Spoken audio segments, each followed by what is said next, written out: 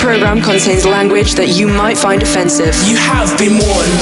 Now, let's go!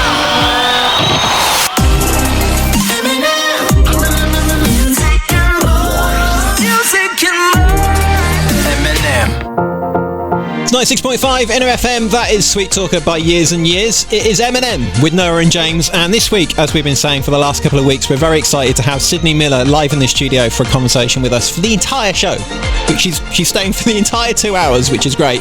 We'll have her on in just a few minutes, but in the meantime, if you've got any questions for Sydney and you want to get in contact with us to ask us or ask her what those questions are, you can do it on the text 0456 965 965, 0456 965 965, or you can send in an email on air at innerfm.org.au, or, and no promises, but if you want to try and call in and actually ask a question almost in person, but like over the phone to Sydney, you can give the phone number a go. It's 03 9457 1718, 03 9457 1718. We're going to be talking to Sydney about a new single running out, which we're also going to play just after the ads.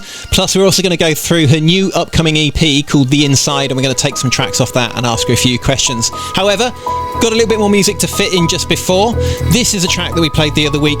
Beautiful track. Tisha and Sister. It's 96.5 in FM. This is Eminem with Noah and James. I think I'm out of time. It's Sydney Miller, running out. 96.5 in FM, Noah and James, music and more. Before we go and quickly say hello to Sydney, I just want to also very quickly say thank you to Roger Watson, who was in for Kevin. I didn't actually realise that Kevin wasn't going to be in today, and poor Roger's been here since 11 o'clock today. So cheers, buddy. You did a really good job, and I should have brought you a coffee. I feel really, really bad.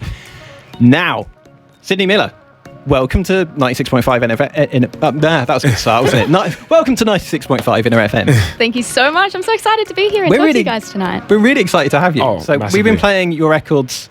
When did Bad News? Bad News come out? Because I think I got to it maybe a little bit later. It's almost come out a year ago now, I think, like at the start of Feb. Yes. Year. Oh, wow. I think we started playing it about 6 months ago, so maybe we weren't the first to be playing it. But I don't actually know how I stumbled across you. I think it was just in a playlist. I played something else, and then your track came on. I was like, oh, this is good. Well, she's from Melbourne. You know what's exciting though? You said it in passing, but we might not have been the first to play Bad News. But you were telling me that we're your first radio interview. Absolutely. We got the Sydney Miller exclusive. So when you blow up, which is inevitable in my eyes, we're going to be the first. I hope you remember us at the top. Absolutely, I will. Yeah, I'd still like you to come back when you're like, at the kind of Britney Spears kind of level. Don't forget us. Well, let's start off by first of all just talking about Sydney Miller as a person. Okay, Yes. so if we were to go back in time and kind of talk to Sydney Miller, 4-year-old little girl, and go, Sydney, when you're older, what would you like to be? What would your answer have been at 4? I remember my mum telling me when I was about 4 or 3 years old, she was like, you just turned around to me and said, I want to be a singer. So I guess it started back then. Hey? Okay. Yeah. Yeah, and then it just kind of started from there. I didn't end up doing singing lessons and stuff until later, but I did get on the piano pretty quickly. And I also did so much dancing growing up as well. My mum got me into that. So I think that kind of set this kind of motion in moving and, it really got me on that journey, I think. At what point did it start to get serious? Like, I really need to do this and I need to proactively kind of get myself to a place where it can happen? I think I always had that in me, like in terms of music, but in terms of like production and being a producer and being a live musician and making myself an artist, I think that happened when I was like 18. And who were you listening to growing up? It kind of changed a lot. I was extremely obsessed with Britney Spears and Gwen Stefani and that whole crew, Pussycat Dolls. Couldn't stop me listening to any of those ever. And also just like dance music in general, early 2000s music, and I still listen to that today. And then also I got started very, very early on artists like Jamiroquai. My mum would play Jamiroquai on repeat when she was pregnant with me, and it kind of continued onwards, and there was an album there, a Funk Odyssey, that came out in about 2001, and I just, came back to it when I was maybe 12 or 13, and I knew all the words. I knew it back to front, and that was because I'd listened to it so much. So yeah, I think it's all those kind of nostalgia things that get back to me now. Yeah. Are you the kind of artist, the kind of person rather, just talking as you as a person at the moment, that when you listen to tracks, what normally jumps out at you? Is it the lyrics, or is it the music and then the lyrics kind of fed in a little bit later? I think a lot of it is like the pulse and the rhythm, Yeah. and the catchiness of songs as well. I think that's also like growing up with dance. Right. Loved my tap dancing. I'm kind of the Yeah. same, and I think it's true for a lot of blokes. We tend to hear like the music first and then the lyrics. Like some, I mean, I can be some of my favourite records. I don't know the words to. Yeah, absolutely. Well, I think I do, and then I sing them, and it's really badly embarrassing. Completely That's me as well. Yeah. That's me as well. Well, actually, talking of the lyrics, so I wasn't planning to ask this question, but the track that we've just played, Running Out, there's a bit that it sounds like, and I can't catch all the lyrics in that track either, and I tried to Google them before I came in, but because I couldn't get into the studio, I didn't get a chance to check. Is it something like a Muppet?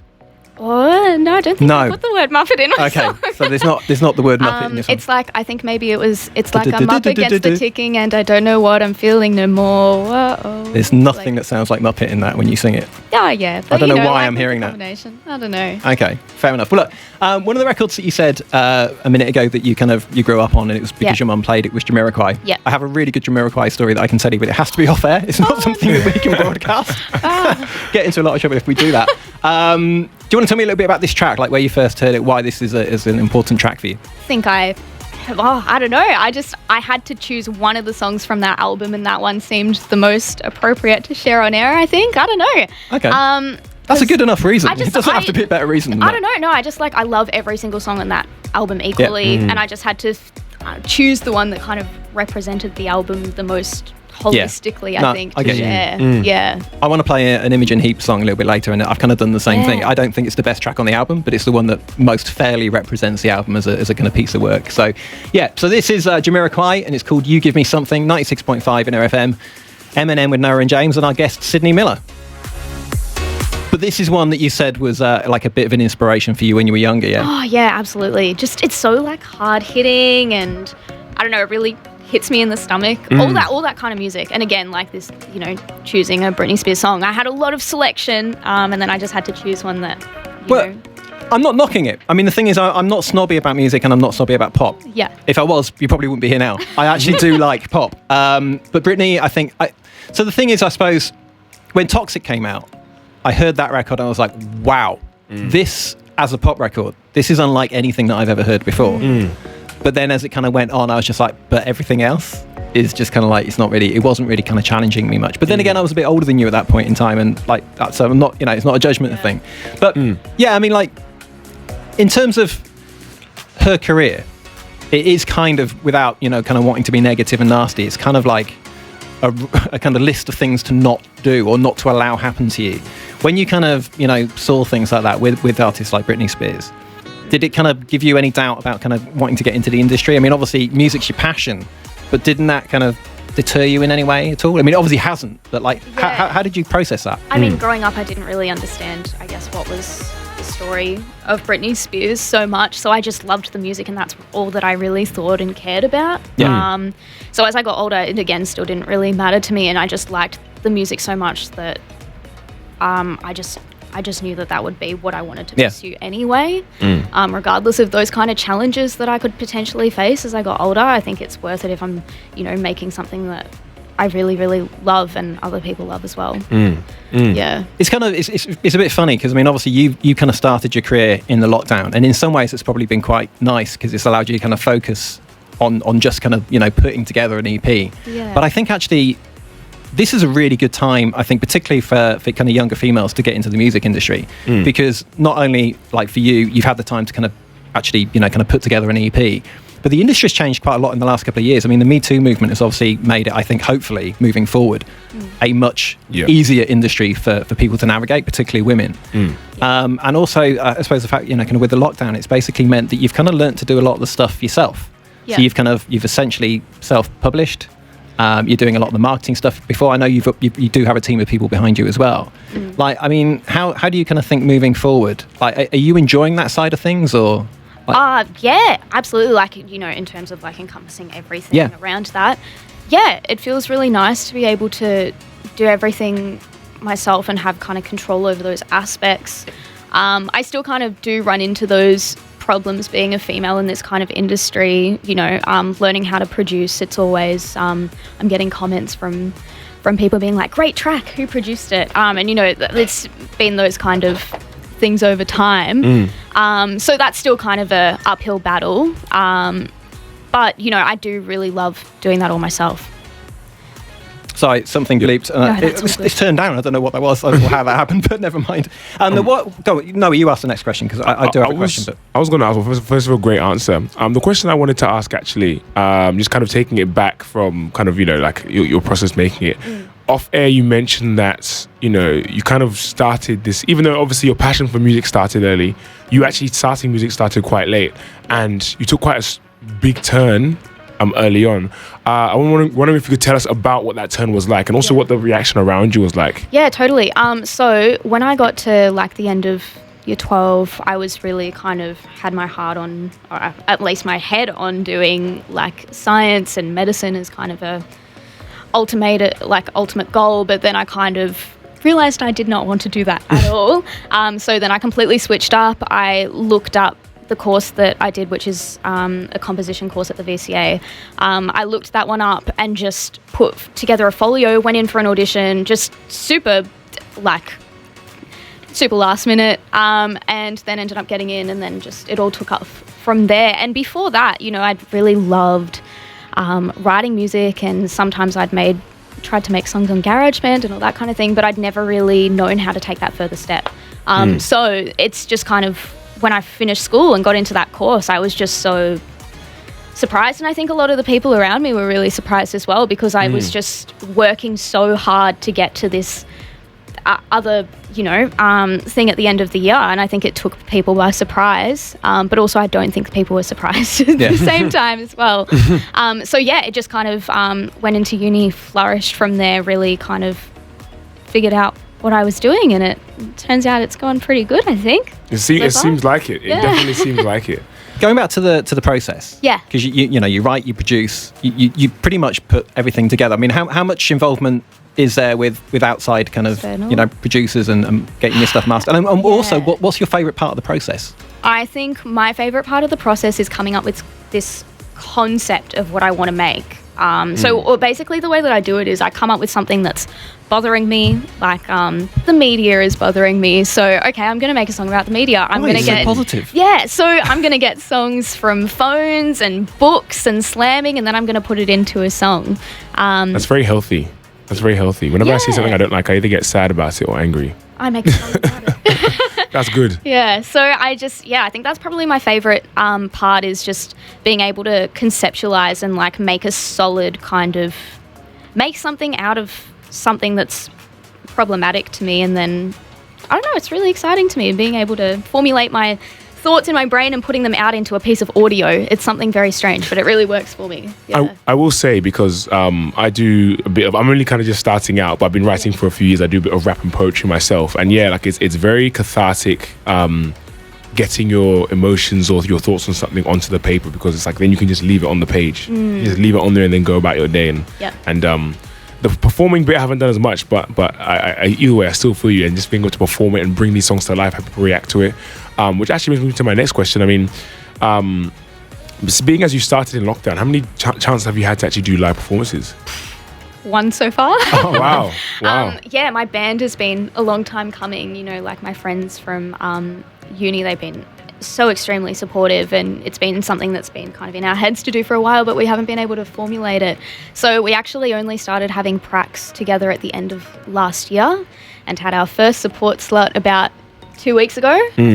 So yeah, it's like slowly coming together, and I think it's about time it flourishes from here, and I'm really hoping that we get to do more performances together going forward. So what's your feedback loop been? Like when you're kind of putting stuff together, like, you know, if you can't kind of put it out to gigs, do you have like a bunch of friends that you rely on? Are you just kind of up in the bedroom, Mum, Dad, I've got something, you need to listen? You know, like, how do you like, where are you getting your feedback from? That's exactly it. I will always and is their feedback good? Oh, I mean, the listening, so you have to say yes. But absolutely. You can nod or shake your head, and I'll relate. No, okay, they're good. Yeah, she's nodding her genuinely, head. they give me so much great advice, because my parents, they don't have a music background, but they do have this, particularly my mum, because she has a dance background, they have a really natural instinct for, you know, pulse and like what sounds good. Yeah. So whenever I get a first draft of anything, I will send it through to my mum, even if it's just an audio, and I'll send it through and be like, what do you think? And then I'll get the good to go, or, you know, like, I really like the bass in this song, and I know that she'll be referring to like the, you know, progression of the kick and all that kind of thing. It's good that you have that at home. Yeah. It's so great. And then, you know, also like, it's really good to get the perspective of people that are listeners of music and not creatives of music as well. So it's really, I'm lucky to have like that kind You've got both. Yeah. honest feedback. And then I also have the feedback of my music friends that are very good at doing the music stuff. So I send it to them as well. And yeah, so it's really well-rounded feedback that I get. And that's the way that it's been, because I just started making music in lockdown and I haven't been able to share it outside of that yet. So yeah. So obviously, you know, you said you studied at VCA. Yeah. There's going to be a super large amount of talented people that are there. Like, have you done much collaboration and stuff, or is that something you want to kind of do more now? It's kind of, you're going to all kind of be in the same room at the same time. That's a question that popped in my head actually as well. Yeah, well, we do a lot of gigs and stuff together. We all play for each other's bands. I do have a collaborative project coming out with a couple of my friends. So Orange Orange? Yeah, Orange Orange, that's going to be one of them. Yeah, I think that something that I would really, really love to do moving forward is doing more collaborative projects with people like that, because these are people that I started uni and I had no idea what I was doing. Like, I was looking at the people around me and being like, oh my goodness, they have music out and they know how to make a song. I didn't even know how to do that. So these are people that I've been looking up to for a really long time, and I'm fortunate enough to have them looking after me and helping me, supporting me grow as well. I'd love more than anything to be able to write with them. And we've been saying it more because, again, COVID prevented that for a while. Yeah, and also would love producing and making remixes for my friends as well. I think that's something that we'll probably get used to soon. I'm a really big fan of remixes. I love hearing a different interpretation of a record that you already quite like, or even records that you didn't like. Yeah. Where someone can actually turn it into something that you love. Absolutely, yeah. But we need to take a quick break. There is actually a track that we're going to play when we come out on the other side of that. So I mentioned another artist that I quite like who does a similar type thing where all the music... So I mentioned Imogen Heap. She's an artist from the UK. This is actually Katie Gately, who is an American artist. Yeah. Very different style of music, but a similar type thing where a lot of the sounds that she kind of uses are kind of just coming out, kind of samples that she's taken, and they're manipulated to the point of it being unrecognisable. So we're going to come back on the other side with that. So that's Katie Gately and a track called Lift.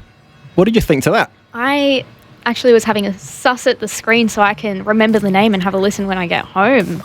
I think that's really cool.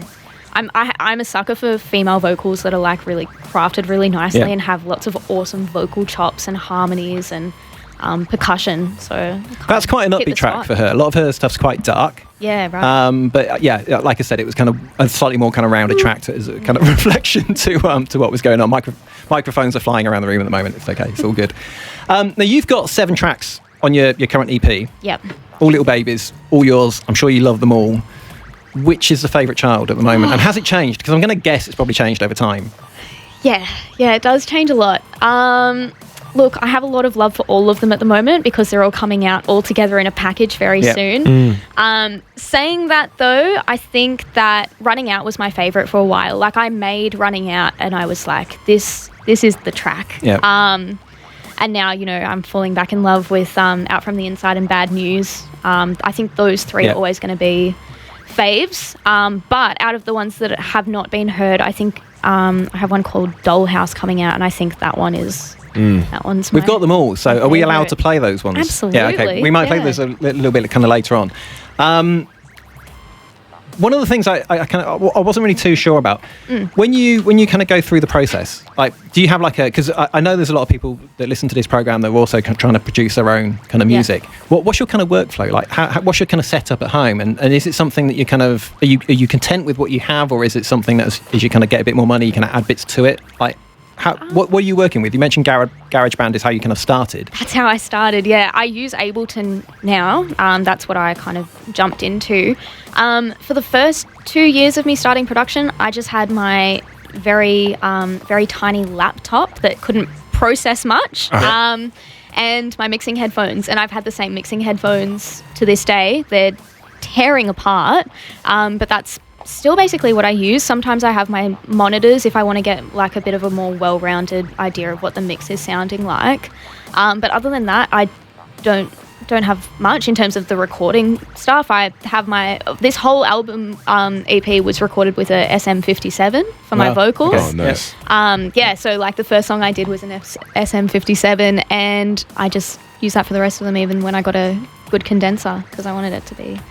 So yeah, I think it's just that's how it stayed, and I think that's how it's probably going to stay for a while. I like it being simple and having everything in this space right in front of me. That's quite nice that you're actually quite content with what you have, because my next question was potentially going to be, I mean, if a record company came to you tomorrow and said, okay, here's like, $10 million to just kind of go out and spend on, on your next album, what would your kind of dream setup be? And I know this is a bit geeky and it's probably alienating a few people in the audience, but I do want to kind of just have this little kind of chat for people that are trying to get into it themselves. I think what I would want to do is get a room that is specific for recording whatever sounds I can possibly think of. This is how we know she's good. Yeah. That's not the answer you get from a lot of artists. Yeah. But the room is so important. Yeah. People don't get that. Yeah. It's normally straight to the equipment. But you just want a space to record in, and also just like, I really want a space where I can just bring in books or bring in toys or bring in literally anything that I can like I'll go through like different places to op shops, whatever. Yeah. And then it's just a safe space where I can, I don't know, break them or knock them or just get like whatever cool sounds I want. And I think that's the ultimate. But it is a bit weird. But so you would spend this $10 million pretty quickly. Be like, Sony, I need to buy a castle. It's the acoustics, man. Yeah, exactly. I need to buy gold so I can smash it against a wall. So going actually into the actual way that you've made the record, I mean, in your press release, it mentions that you've used things like kind of balloons. Like, again, just tell us, I mean, it's quite obvious with when we play the track that has that in, where the balloon is. But like, just, again, tell us a little bit about kind of how you kind of started experimenting in this way and kind of what works and what didn't work. And I think there was just one moment in my second year of uni where I started making, I think I made a song about Kim Kardashian, like it was a house kind of dance song, and I took samples of like the Twitter tweet and Facebook notifications and vocal twang, is it called? Like of, like when the Kardashians go like this, that kind of thing. I think vocal fry. That's the one. Yeah. I don't even know. You could show me pictures of random people and say one of those is a Kardashian. I have no idea. You two carry on. It's fine. So like I just got sounds of that and I put them into a drum kit. Oh yeah. And that's what I started from. That's wicked. Yeah, and then that just it kind of started in a very small kind of sampler in Ableton, and then I started expanding into like an actual drum kit and using that for like Bad News. So yeah. I want to actually ask, because you kind of mentioned a lot that, again, isn't necessarily the answer you'd expect of someone as somewhat newer to music, as we kind of typically kind of see. In terms of your training, because you mentioned that you were doing something completely different in year 12 and just decided and applied to the VCA, and obviously it's not easy to get into. What was that like actually building, kind of just building your kind of musical, I guess, prowess and kind of skills, even though you had that passion, you hadn't necessarily focused on it in that same way in high school. So what was that like actually building that? Because you clearly got quite a wide, array of abilities and stuff like that.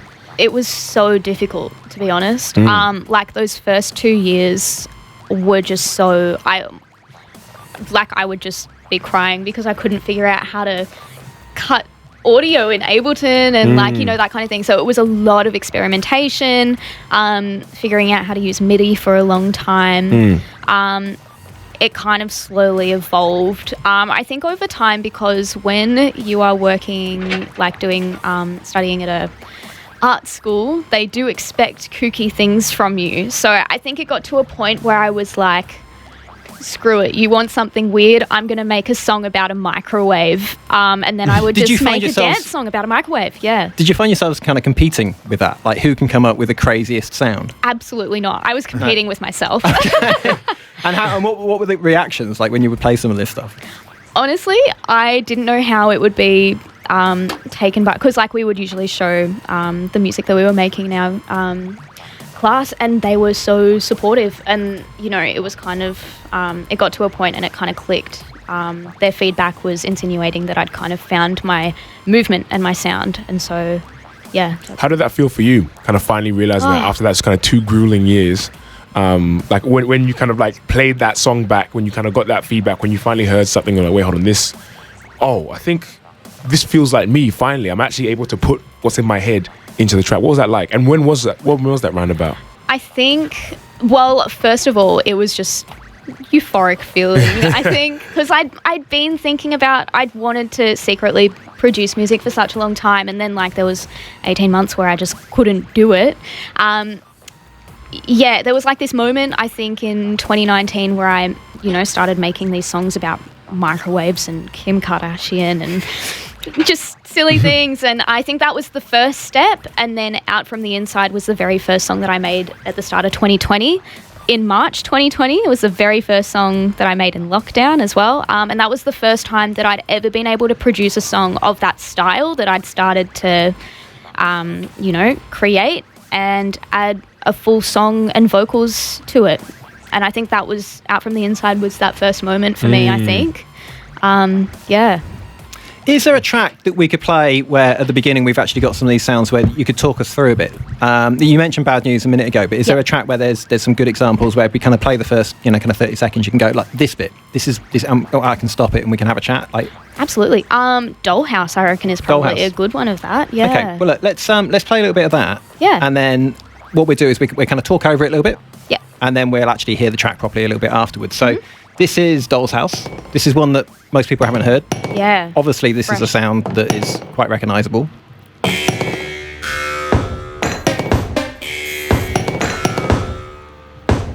So talk us through how you were putting this bit together. So I got some glass samples of hitting stuff, and I also took some metal squeaks, and those aren't actually the original metal squeaks. I tuned them so that it, and like warped them so that it would fill that and the and then I just kind of arranged them around each other. And there's also some like you might hear it, I don't know if you can hear it here, but there's like this and it's like it's a toy car going like up and down and being moved, and then I use that as kind of like a shaker / hi-hat. So yeah, I use a lot of those sounds and kind of replace conventional things, I think. Yeah. How many things have you broken? None yet. Not yet? No, not yet. Okay, well, let's hear this track in its entirety. This is Doll's House, Sydney Miller, 96.5 Inner FM, M&M with Noah and James.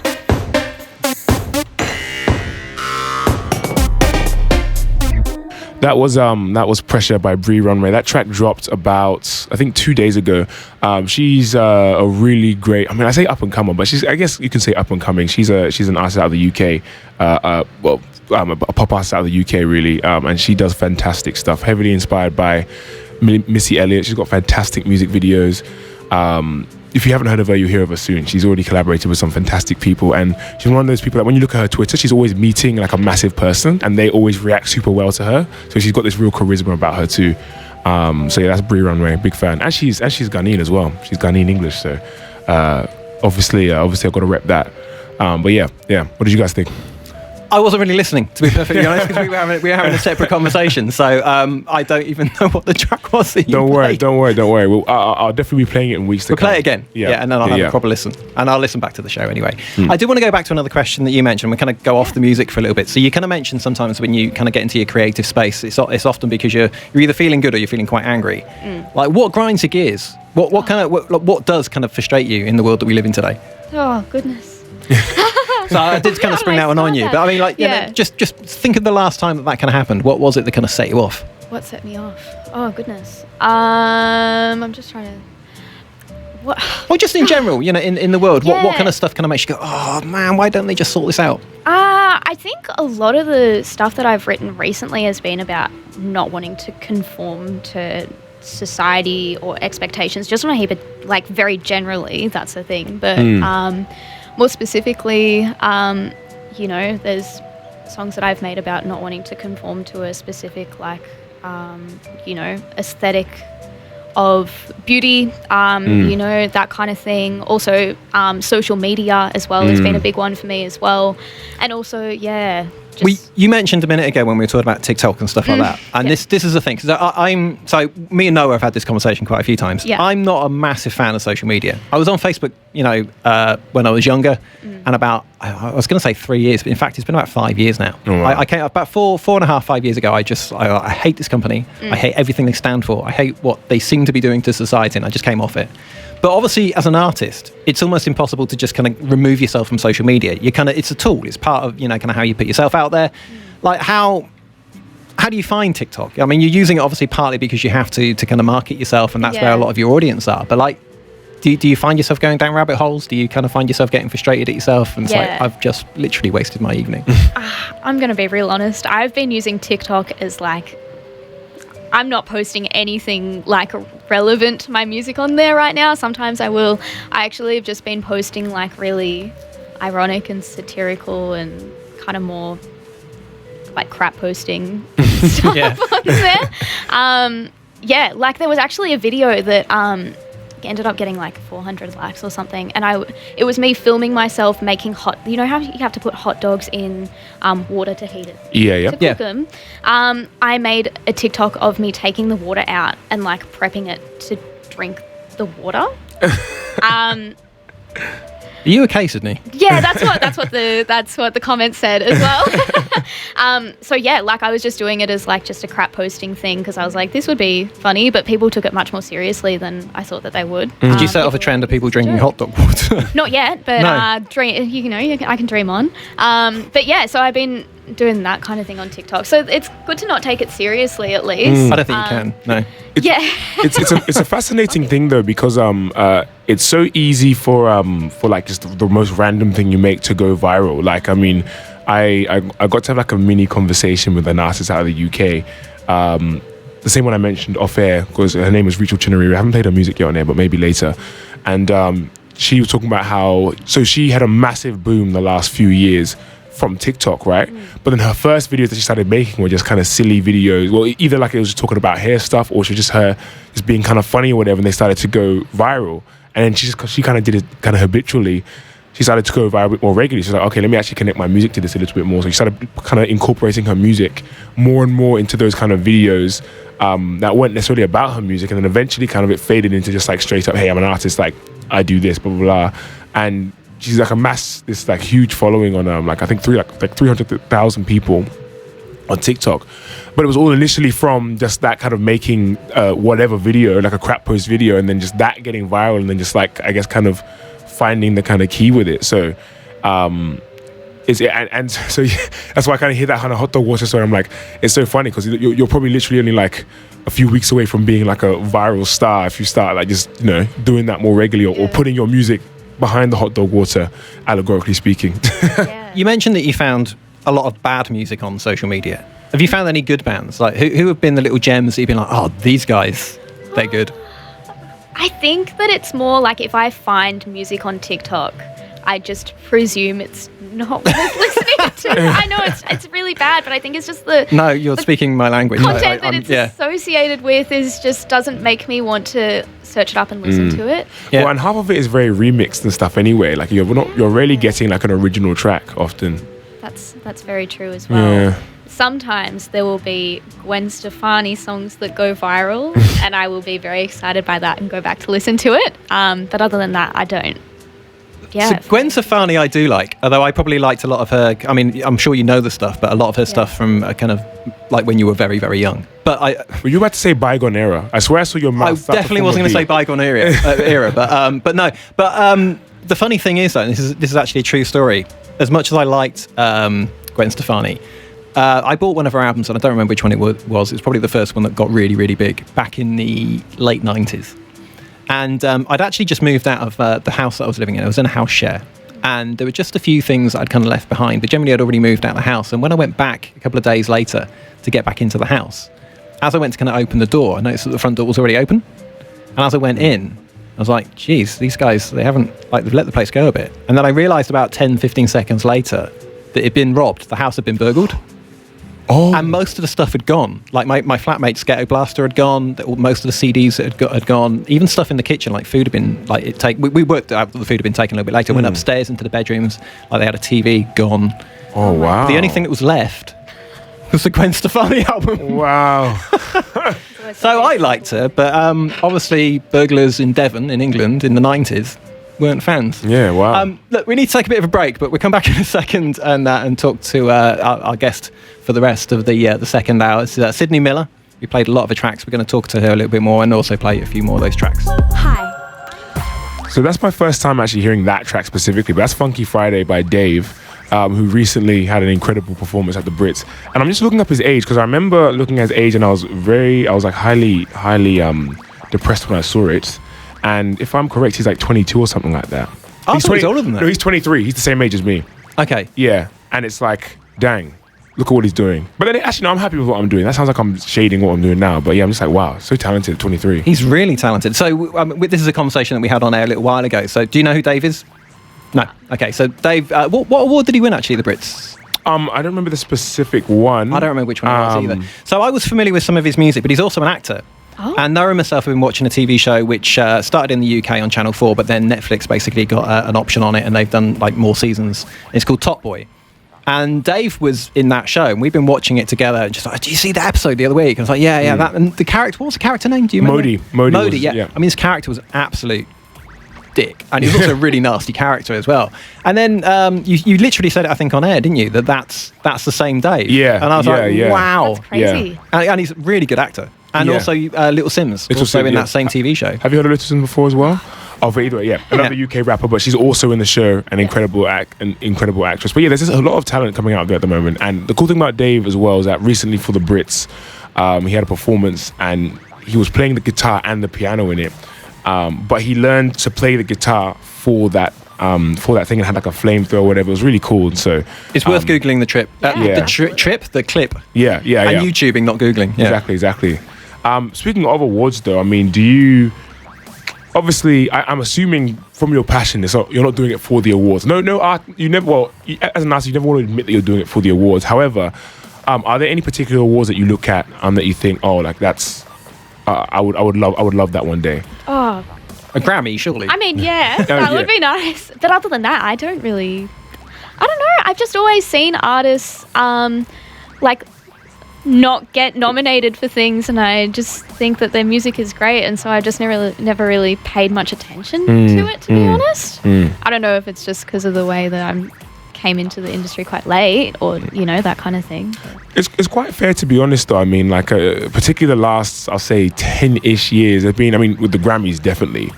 I think the newer award shows are a bit better with this, but there's been a bigger distrust of their ability to kind of judge the good music. I mean, it's particularly with the Grammys, it's terrible, absolutely terrible most of the time. But it's like with the rise of the internet, it's like you can get big and successful before ever kind of reaching those kind of statuses, and so it's harder for even those judges to be in touch with what's happening. So it makes sense that you say that. Yeah. Grammy would be nice. Put it in your castle. You're going to buy me $10 million. Now, I wanted to ask you about some of the gigs that you've got coming up.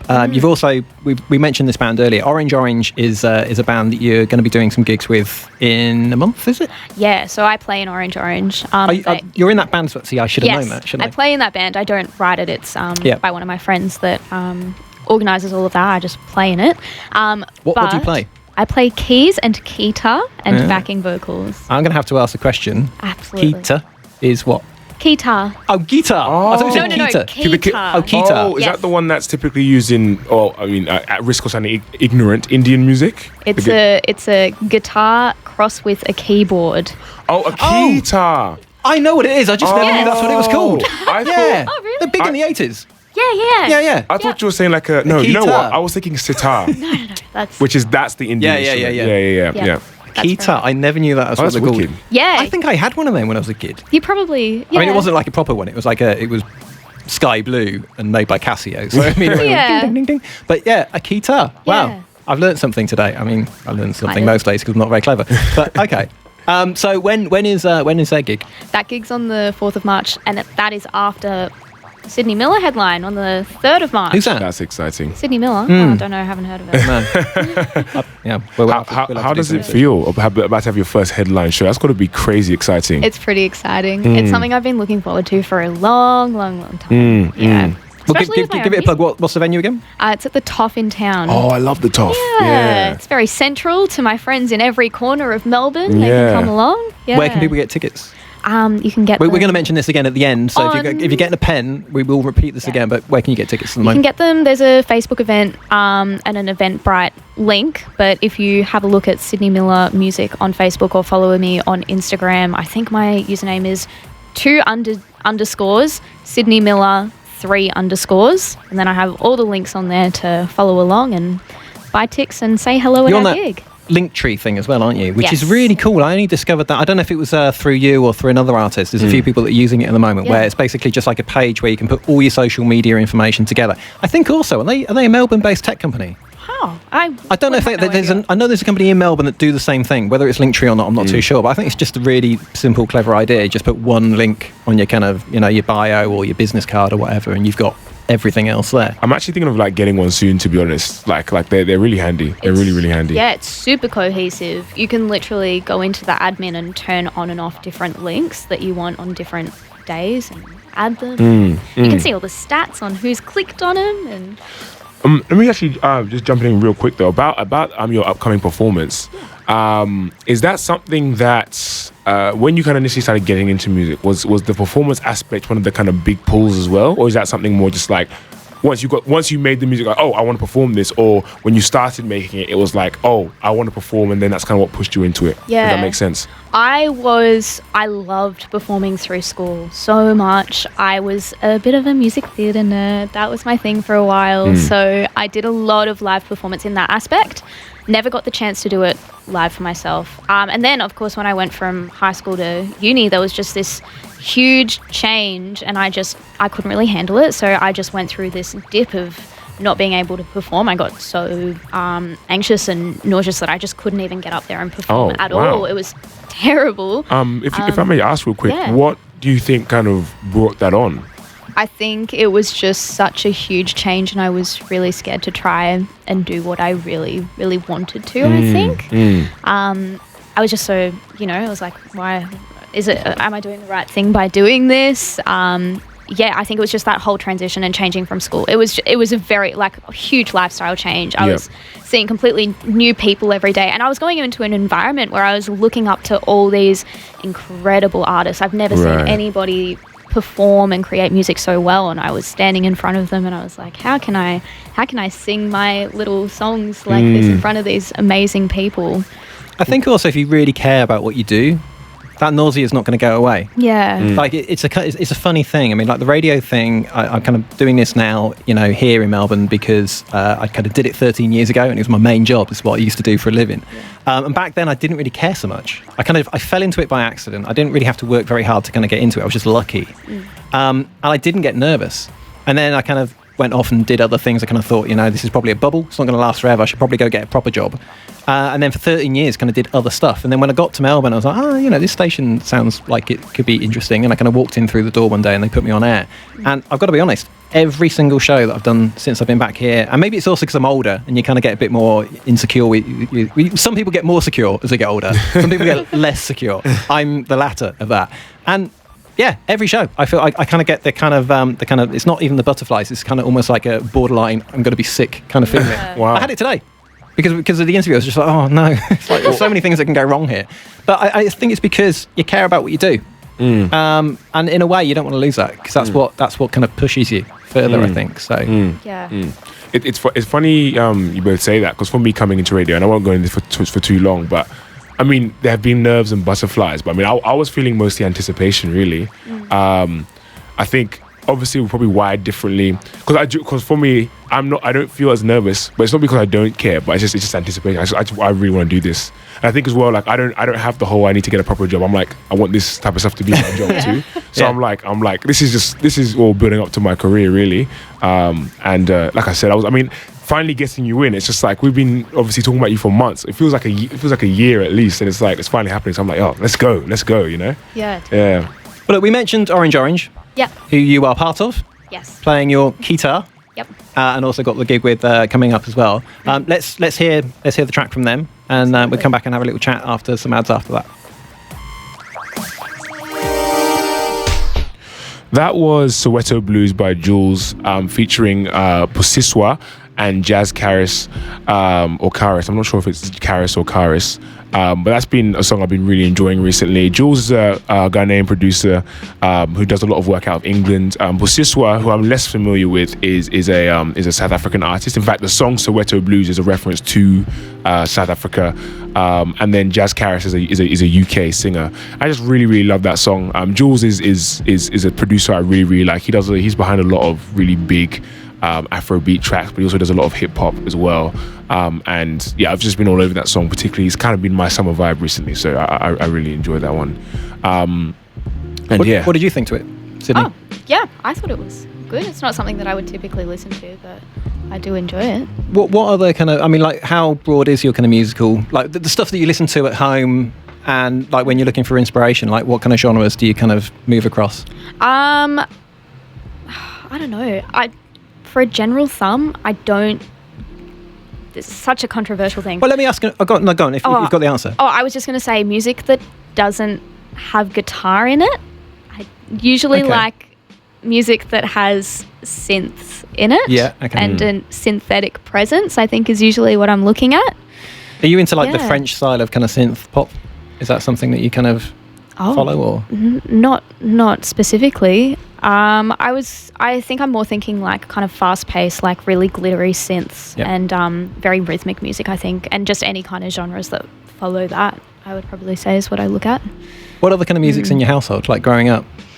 Like, did you get exposed to kind of like rock music or anything like that, or? I got very exposed to Ministry of Sound and So Fresh. Those ones would be very common plays around the house. I'm trying to think of others. It was just usually like mixes of 2000s female pop was a big one, and then the kind of dance music from Ministry of Sound, and then just like the old album here and there. Like I remember listening to Mika on repeat. Yes. Yeah. Wow.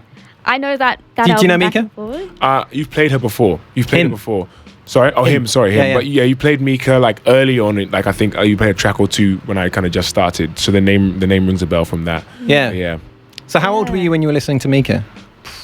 Maybe 7 or 8, I think. Yeah, I was going to say, you couldn't have been that old. Yeah. It's still up here. I actually can't remember what was the album that exploded for him with a really colourful The really colourful cover. I just can't remember the album name. It's actually. There were lots of We're great googling. songs We're on it, googling. yeah. Come back. Now, another track that I know we're running out of time. We've only got about 12 minutes left. Another track that you mentioned that you liked, and it was one of the tracks you wanted to play on the program, is Rosalind Murphy. Yes. Tell us a little bit about this track again, how you kind of came to it, and why you love it. So, Roisin Murphy, this song. Roisin, sorry. Yeah, this song is part of her album called Ruby Blue that was released in 2005. This is actually a song that I first found on So You Think You Can Dance. It was on a So You Think You Can Dance when I was a lot younger. And then there were some songs as I grew up, I didn't really understand it. I didn't understand the music. And then as I grew up, there were like choreographed dances that my teachers did for songs from this album. And I still didn't quite understand it. And then when it got to 2019, when I started producing music, I fell in love with every single song on that album, and I think I listened to that album at least once every day for all of 2019. And it definitely shows when you listen to the song, because the way that they did the production in this album was they recorded, the producer put Roisin in a room and was like, bring whatever you want and record sounds with it, and then we'll make an album from that. And so there's, in this track, I believe there's like vacuums and just really weird sounds, and that was like, yes, I want to, if that's a reference track, if I need a reference track, that's going to be it. So yeah, I think this probably is that collection of work is probably what inspired my sound the most out of any album that I can think of to date. So well, let's hear it. Yeah. Now, we've only got about 2 minutes left, so I want to kind of hand things over to kind of Sydney to plug everything that you have to plug, all your socials, your gigs, So much. all your kind of mates that have kind of bands. It's obviously been a rough time for a lot of you guys trying to actually kind of make money from stuff. So Absolutely. What's coming up? Well, first of all, I do have my headline coming out on the 3rd of March at the Toff in Town. In the city, so that's my headline gig. The next day I'll be playing with Orange in his band the March 4th at Bar Open. And if you want to, check out socials, all that kind of thing, it'll be Sydney Miller on all social platforms, I believe I have. Generally, it'll be _ Sydney Miller _ Get a pen, because that's a lot of underscores. That is a lot of underscores. Just do it again. Yep, 2 underscores, Sydney Miller, 3 underscores. You didn't need to get a pen. Yeah. We've got it written down. We've got a press release. Oh, you're getting your phone? Okay, fair enough. Yeah. Yep. Okay. Yeah. Well, no, it's been really great having you in. Like I said, massive fan of your music. I do think things are going to be good for you this year. I think just getting your stuff played on our radio station is only a little thing, but there's going to be more Triple J plays, I'm sure. Rage, I'm sure, going to pick it up a lot more. I hope the gigs go really, really well. Yeah, me too. And like we said, kind of off air at the beginning, half joking, but really not joking at all. When you make it, come back in and say hello again. Don't forget about us. Now I'm going to wrap things up. You're listening to 96.5 Inner FM. This show has been M&M, or Music and More, with Noah and James. We're here every Monday between 6 and 8. And we'll be back again next Monday between 6 and 8. But now it's time for Country Miles with the excellent Mick Peeling. I can't even say your name right. Sorry, buddy. And as he says, the best country music you can shake a stick at.